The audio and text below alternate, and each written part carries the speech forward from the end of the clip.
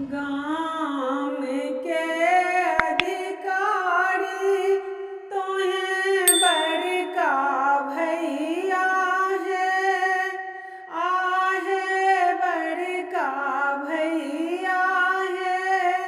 भैया हाथ 10 पोखर बना दियो, चंपा फूल लगा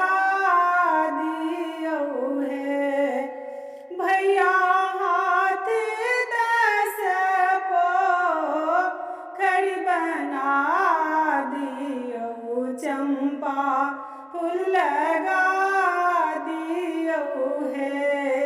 भैया लोढ़ल भौजो हार गाथू है, आहे हार गाथू है। आहे से हार पहिरथु फला बहिनो, सामा चकेबा खेल करू है। आहे से हार पहिरथु बिना बहिनो, सामा चकेबा खेल करू है। कहमा बजायब बनती तीर है, बनती तीर है। आहे कहमा बजायब राजा हंस चकेबा बहिनों खेल करू है।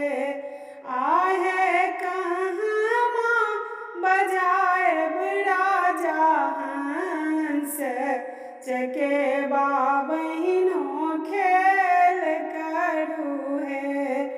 जाल से बजायब बनती तीर है, बनती तीर है।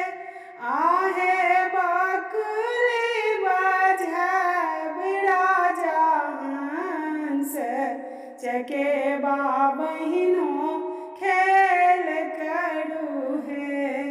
आहे बकुली बजायब राजा हंस चकेबा बहिनों खेल करू है। गाम के अधिकारी तोहें बड़का भैया है, आहे छोटका भैया है। भैया हाथ 10 पोखर बना दियो, चंपा फूल लगा दियो है। भैया हाथ 10 पोखर बना दियो, चंपा फूल लगा दियो है। भैया हाथ 10 पोखर बना दियो, चंपा फूल लगा